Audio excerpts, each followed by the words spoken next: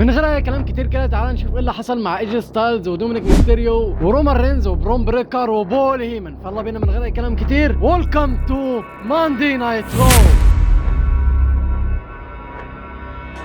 H-Town! Acknowledge me!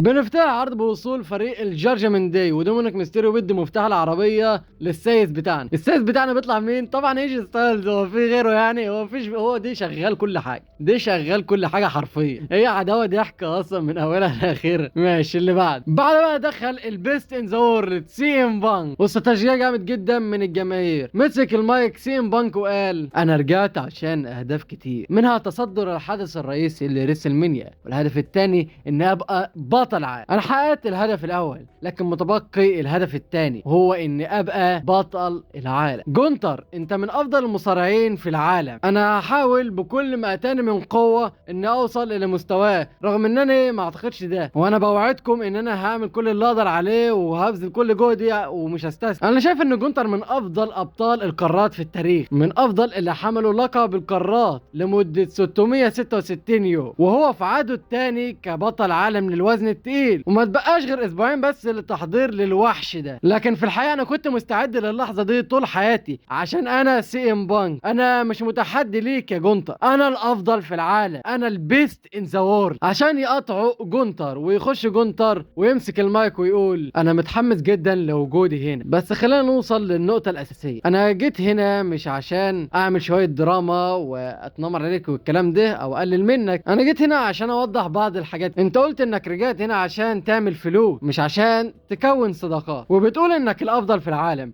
وانا برضو كده. غرورك كبير لكن غروري انا اكبر. لكن على عكسك انا هبرر غروري. الافضل في العالم هو الراجل اللي بيحمل البطولة العالم الوزن التقيل وبيركز بس في الحلب. في سمر اسلام انا هخلي بانك يندم على رغبته في انه يكون مصارع في الدبليو دبليو. تاني يوم بعد سمر اسلام هتصحى متألم تماما وهتعرف انك مش بطل عالم ولا حاجة، ولكن على الاقل هيكون في ناس تغني لك طول حياتك. بعدها جونتر بيسيبه ويمشي وسيم بانك ما بيردش عليه. ايه يا حبيبي اتخرست ولا ايه؟ هو مش كان في احترام وجمال ودلال من شويه؟ طب ما ترد بقى على قله الادب دي بقى. انا عاوزك فينك يا حبيبي؟ ده ما عادش غير اسبوع واحد على سمر سلام. الفقره دي يعني كانت كويسه جدا. جونتر فيها هان سي ام بانك على المايك حرفيا، وسي ام بانك ما ردش عليه غير في حاجه. ده هو حتى في الاول كان بيقول له انت حبيبي ومش عارف ايه، وده انت افضل في العالم، ده انت بطل القارات، ده انت ما عدش عليك زيه ولا اي حاجه، اي كلام في الافشخانات. بعدها بقى دخلنا على مباراه ما بين روسيف وشيما. تخيل مباراه زي دي مثلا مش موجوده في سمر سلام. لو كانت المباراه دي كانت اتبنت كويس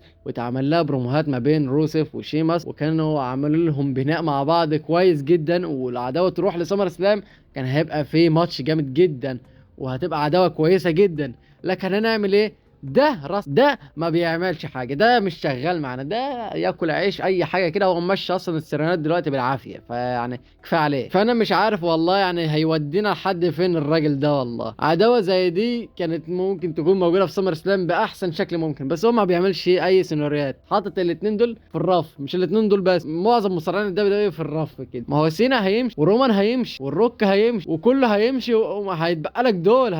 انا عاوزك تفكر من دلوقتي. المهم المباراه بدات وكانت مباراه كويسه جدا، يعني خساره انها موجوده في عرض اسبوع والله، بس انتهت بفوز شيما. بعدها بيتم عمل مقابله مع الجراند امريكانو، لكن بيظهر دراجون ليو ويقول له ان الجراند امريكانو المزيف مش الحقيقي. ايه ده بجد؟ ازاي يا اسطى؟ يعني ده مش بروك ليزنر؟ لا يا اسطى انت كداب. بعدها دخلنا على المباراه ما بين النيو دي والال دبليو او والامريكان ميد، واللي هيكسب فيهم هيلعب على الالقاب التاكتي. وبصراحه الماتش ده كان جامد، بصراحه الماتش ده كان تاريخ. الماتش ده كان الاداء فيه عالي جدا، وانتهى الحمد لله بفوز ال دبليو او، وانتهاش بفوز النيو دي خالص الحمد لله يعني. والجراند امريكانو يعني كان حاول ان هو يتدخل في المباراه يعني وهاجم دراجون ليو وبتاع، بس يعني مش مهم. بعد بقى ظهر تريكي ويليام وده بطل في التي ان اي، وقال انا مش مهتم لاراء الجمهور، كل تركيزي على تحقيق النجاحات وان افوز بالالقاب. وقعد يجيب في سيره الاندرتيكر ويشتم في الاندرتيكر ومش عارف ايه واي حاجه. تحسه كان بيتكلم على الاندرتيكر القزم ولا ولا حاجه، ما انا مش فاهم انت بتتكلم مين يا ابني. ده بيقول له قابلني وتعالى اضربني وده فيا يا ابني، انت هبل يا ابني. المهم بعدها ادم بيرز بيطلب من دومينيك ميستيريو انه يتابع مع الدكاتره الخاصه بيه عشان محتاج متابعه. بعدها بيظهر عامل النظافه وبيطلع ان ده ايجي ستايلز. ايجي ستايلز اشتغل كل حاجه في المكان، او بقى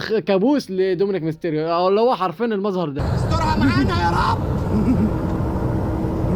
يا رب الراجل ده يا فايجي ستايلز جامد جدا والله. لا وبعدها ايجي ستايلز لقى النيو داي جايين، فقال لهم حاسب الارضيه مبلوله، هتقعوا ما تتزحلقوا ما توسخوش الدنيا يا جدعان. ده تقمص الشخصيه بجد، اللي هو انت صدقت ان انت شغال في كل حاجه هنا بقى ولا ايه؟ والله يعني ايجي ستايلز ده عسل والله، يستحق لقب عالم يا عم، مش القاب قارات وسيف. جرايسون وولر قابل النيو داي وقال لهم ان فريقه مع اوستن سيري انتهى، وانه هيساعدهم عشان يرجعوا للقمه مره تانية، وقال ان السبب في انتهاء الفريق ان اوستن سيري كان مصاب يعني والكلام ده. ماشي. بعدها سامي زين بيقول عايز انهي كل مشاكلي مع كارين كروس الليله، لانه بيبطئ من وصولي لهدفي وان ابقى بطل عالم. اتحول لسامي هيل بقى وخلص. بعدها دخل سامي زين مباراه مع كارين كروس، والمباراه كانت كويسه وانتهت ان كارين كروس كان بيجيب الحديده ويستخدمها على سامي زين وهاجمه بيها، وفاز كارين كروس على سامي زين. اهو شوف ما فيش نفع سامي، خلاص لازم تحول هي. وادم بيرز برضه بيطلب من دومينيك ميستيريو انه يروح للعياده ويستناه هناك، ولو ما عملش كده هيسحب منه لقب القارات. فاللي هو خلاص ما فيش حل تاني، خلاص هتلعب يعني هتلعب. بعد ما بنرجع من فقرات السيدات بنلاقي الدكتور مع ايجي ستايلز وادم بيرز بيقول له عمل ايه وايه اللي حصل يعني والكلام ده. قال لهم لسه هعمل تحاليل وافشخانات والكلام ده يعني. قام دومينيك ميستيريو قام هاجم على ايجي ستايلز وقال له انا مستعد ليك ان اقابلك في سمر اسلام وتعالى لي يلا. طب ما اكمل اهو على حالتي بس لحد هنا بقى، وانا كنت شغال تمام وشايف العرض عادي. اول ما وصلت لفقره رومان وزهقت من فقرات السيدات كلها قام النت خلص. فاللي هو يعني ايه ده يا جدعان، في ايه؟ حرام عليكم والله العظيم، حرام يا جدعان. اقول له عليكم ايه يعني والله. عشان كده انا بناشد في حمله انترنت غير محدود في مصر، عشان انا تعبت من الحوار ابن المره ده. مش كل مره نشحن النت اكتر من مره في الشهر، حرام والله العظيم. المهم بنخش فقره رومان رينز وبول هيمان. بيدخل بول هيمان مع برون بريكر وبرونسون ريد وبيقول Ladies and gentlemen, my name is بول هيم. انا واقف مع مستقبل الصناعه برون بريكر وبرونسون ريد. عندي حاجات محتاج اني اقولها عشان يقطعوا رومان رينز الاو تي سي 1 والانفجار الجماهيري الكبير جدا. المشجعين تحس ان هم ما كانوش عارفين ان هو يظهر النهارده، فهو رومان رينز يخش ياخد البوب العالي جدا يعني. المهم دخل رومان والجمهور كان بيهتف بالاو تي سي على طول وشغال طول تمام، ورومان رينز كان مزاجه عالي. لكن كمل بول هيمن وقال انا مش عاوز اقلل من احترامي ليك واكون شخص مش محترم، انتوا بتضايقوني، انا بعتذر منك يا رومان. والجمهور بينادي بهيمن يعني بشتيمه يعني، لكن هنمشيها الحقيقه وبيهتفوا لرومان رينز كمان. المهم كمل بول هيمن وقال انا الصراحه مش حابب ابدا ان اكون في الموقف ده، مش عاوز اكون شخص مش كويس، بس انت عارف سيس رولينز هيكون خارج المنافسه في سمر اسلام وهيطول كمان، فعشان كده احنا ممكن نصلح اللي بينا، احنا ممكن نرجع كل حاجه سوا وشوف مين هيكون معايا. انت عارف اننا نكون مع بعض افضل بكتير من اننا نكون ضد بعض، انت دايما بالنسبه ليا العيله وانا بحبك جدا يا ترايبال شيف. وقام استخدم طريقه العبوديه بتاعته وقام قدم المايك لرومان رينز ومسك المايك رومان رينز وقال خلينا نوقف الكلام عشان نسيت حاجه. H-Town! Acknowledge me! طرب والله العظيم، طرب يا رومان والله يعني احلى كنارج مي في الدنيا والله. ده احنا كنا محرومين منها والله، وحشتنا يا عم والله العظيم.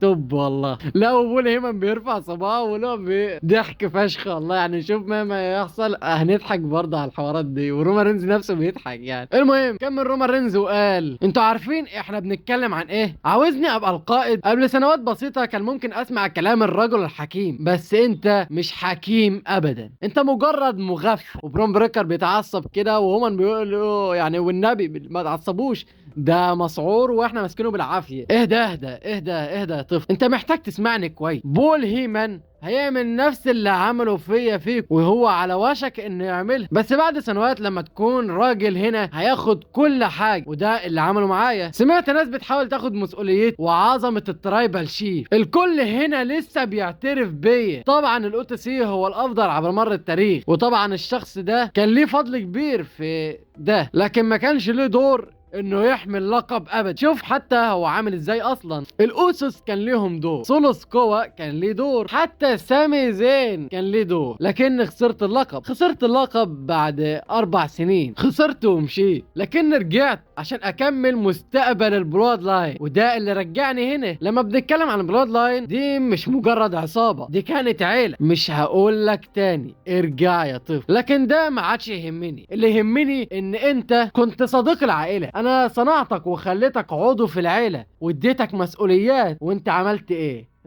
رماها عشان يكون صديق لشخص ما تكلمش معاه من فترة طويلة وخني. انت خنتني وخنت العيلة، فما تطلعش تقول ان السبب في تخريب البلاد لاين. انت السبب في تخريب البلاد لاين. بعدها خلاص برون بريكر خلاص كان هيعضه بقى، قام مسك المايك وقال اسمعني يا رومان، الكلام ده خليه في دماغك على طول. احنا هنا مش عاوزينك تاني، انت بالنسبة لينا الماضي. انت كان ليك معنى من 5 سنين، اما انت النهاردة اتاخد مكانك في الحلب. بول هيمن مش هيغدر بيا. عارف ليه؟ عشان انا ليا قيمة في المكان وليا وضع، اما انت مالكش فايدة. انا الكلب الكبير، انا هنا الكلب الاكبر، انا هنا مستقبل الدبليو دبليو اي، انا اللي بدير المكان هنا. عشان كده يا رومان ارجع وامشي. بعدين رومان رينز كده جه يمشي، لكن رجع في كلامه وقال له اسمعني، انا ما سمعتش حاجة من الزبالة اللي انت قلتها دي، انا حتى ما اعرفش اذا كان المايك بتاعك شغال ولا لا. وقام داخل عليه بواحدة سوبرمان بانش لبرون بريكر، وهاجم برونسون ريد، لكن برون بريكر قام رجع وعامل له سبير، وهاجموه الاثنين عشان اللي بيحب يفضل عليا على طول يخش وخلاص بقى. اظن انت عارف اللي حصل، ضربهم الاثنين. يعني رومان رينز ما قدرش عليهم الاثنين، قام ده طبعا ده يقدر، وده ونص، وده كل حاجه. ده قدر يعمل اللي رومان رينز ما عرفش يعمله، وقاموا الاثنين عاملين سبير في نفس الوقت، بس طبعا اختلاف طبقات. ده سبير